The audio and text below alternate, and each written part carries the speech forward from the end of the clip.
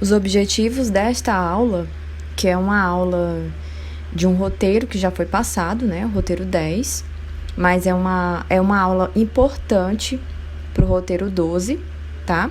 Então, ela vai ser postada tanto agora como posteriormente. Os objetivos, portanto, dessa aula é analisar os parâmetros que influenciam na resistência elétrica de um condutor, né? O que eu tenho que analisar para saber se aquele material é resistente, tem uma alta resistência ou uma baixa resistência. Explicar o que é a resistividade de um material, então, do que depende essa resistividade, né? E exemplificar situações, problemas que envolvam a segunda lei de Ohm. Bom, o comprimento do fio, ele é um elemento muito importante a ser considerado no cálculo quando a gente vai tratar de resistência, né? Resistência a quê? A passagem da corrente elétrica. Quanto maior for o comprimento do fio, maior vai ser essa resistência elétrica. Então, esse comprimento, ele é representado por essa letra L, e à medida que vocês vão vendo, né, essa letra vai adquirindo um subíndice para dizer, olha, o comprimento L é diferente do comprimento L2, que é diferente do comprimento L3. São comprimentos diferentes, portanto, eles recebem subíndices diferentes, tá? Então, você tem que ficar ligado que o símbolo, né, que a gente vai utilizar para comprimento é um L maiúsculo. Ok. Quanto maior o comprimento do fio, maior vai ser a resistência elétrica, porque a corrente vai ter que passar por todo esse fio. E a gente tem que pensar que resistência é resistência à passagem dessa corrente. Então, quanto maior o comprimento, maior a resistência. Por outro lado, a gente também tem que considerar que o fio ele pode ter áreas diferentes, ou seja, a seção transversal do fio pode ser diferente, a área do fio pode ser diferente. E a área também vai influenciar na resistência elétrica. Então, aqui vamos supor que nós temos 3 fios diferentes, só que eles têm o mesmo comprimento, né? Cada fio tem o mesmo comprimento, porém, a área deles é diferente. Então, a área 1 é maior que a área 2 e a área 2 é maior que a área 3. Portanto, essa área vai influenciar a passagem de corrente e vai influenciar também a resistência elétrica do fio. Pense o seguinte, quanto maior for a área, melhor para a corrente elétrica passar, concorda? Se eu melhoro a passagem da intensidade de corrente, eu estou diminuindo a resistência dessa passagem de corrente. Então, quanto maior a área, menor vai ser a resistência elétrica desse fio. Quanto menor a área, mais ele esquenta, mais a resistência. Então, a área também vai influenciar. Percebemos, então, que a resistência ela é diretamente proporcional ao comprimento.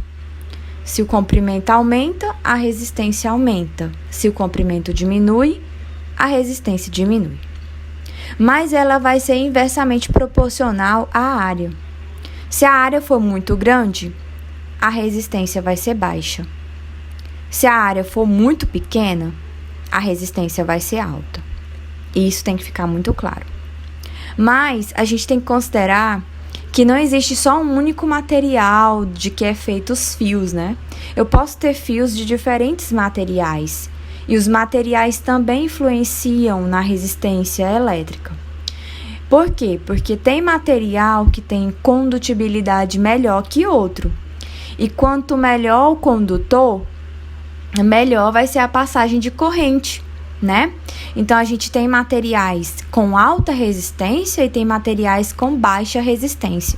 Então, aqui entra um novo integrante na nossa fórmula, né? Que é o Rho, é uma letra grega. Esse Rho vai ser a nossa constante de resistividade do fio, do material. Cada material tem a sua constante.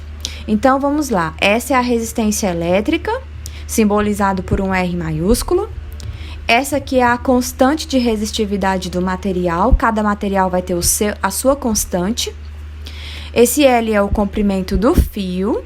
A área, ou seja, a letra A é a área da seção reta do fio. Temos aí a segunda lei de Ohm representado por essa fórmula, tá? Isso quando que eu vou usar? Quando eu precisar calcular a resistência e eu não tiver, por exemplo, a tensão elétrica e a corrente, porque a gente tem a primeira lei de Ohm, né, que é o RUI. Se a gente não tiver tensão e corrente, a gente vai utilizar, por exemplo, essas informações, se elas forem fornecidas, e a gente consegue calcular a resistência do material. Cada valor de resistividade do material está associado a um único tipo de material. Cada material tem a sua constante de resistividade, né? Devemos considerar isso. Para ter uma ideia, os valores de resistividade do chumbo e do ferro a 20 graus Celsius são, olha só, a constante de resistividade do chumbo é 22 vezes 10 a menos 8. Já a do ferro é 9,71 vezes 10 a menos 8. E o valor da resistividade do chumbo, escritos sem anotação, revela que, de fato, o quão pequeno ele é. Então, a resistência dele é bem pequenininha. Se você for colocar esse valor em decimal, você vai perceber que ele tem 8 zeros, né? 8 casas à esquerda. É um número muito pequenininho.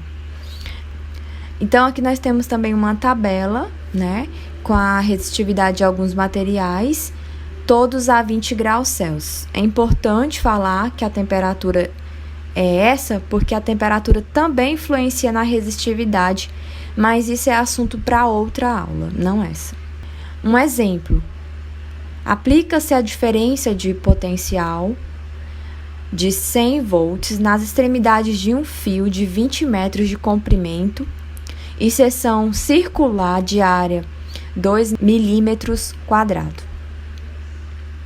Sabendo-se que a corrente elétrica que circula tem intensidade 10 amperes, calcule a resistividade do material que constitui o fio em ohm por centímetro. Então, aqui a gente vai ter que calcular a resistividade, a constante.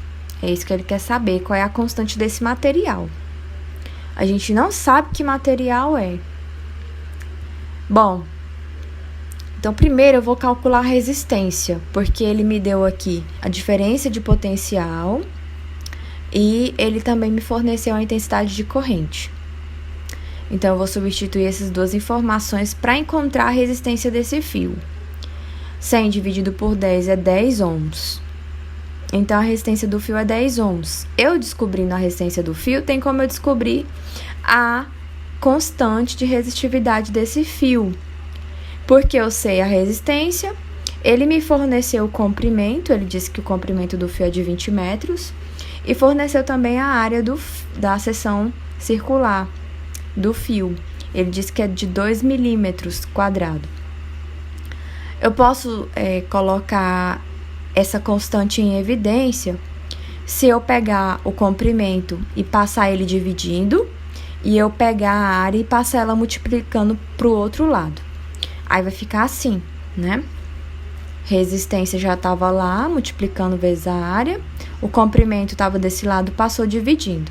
Ok, eu isolei a constante, porque eu quero saber quanto vale ela. Agora eu vou substituir as informações. 10, porque encontrei a resistência anteriormente, né? 2 é a área, 2 milímetros quadrados. E 20 é o comprimento. 2 vezes 10 é 20, 20 dividido por 20 vai dar 1. Só que você tem que considerar que a área está em milímetro quadrado, né? E ele quer aqui em centímetro, então vai ter toda uma observação a ser feita, né?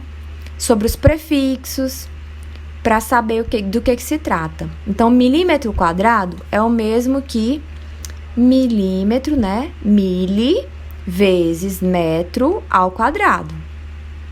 Quem é o mili? Estamos cansados de saber que mili é 10 a menos 3. Só que tem que lembrar que ele está dentro do parênteses, porque tudo isso aqui está elevado ao quadrado. Então, mili ao quadrado, metro ao quadrado. Considerando isso, 10 a menos 3 ao quadrado, eu tenho que pegar o menos 3 e multiplicar por 2. Menos 3 vezes 2 é menos 6. Então, fica assim, ó. 10 a menos 6 e o metro ao quadrado. Agora, eu vou cancelar um desses metros, porque eu tenho um metro ao quadrado, com o metro que está no denominador. Cancelei, vai ficar desse jeito. 1 vezes 10 a menos 6, metro. Aqui eu posso abrir o 10 a menos 6, porque eu sei que 10 a menos 6 é o mesmo que 10 a menos 4 vezes 10 a menos 2. E esse 10 a menos 2 aqui, a gente chama ele de cent.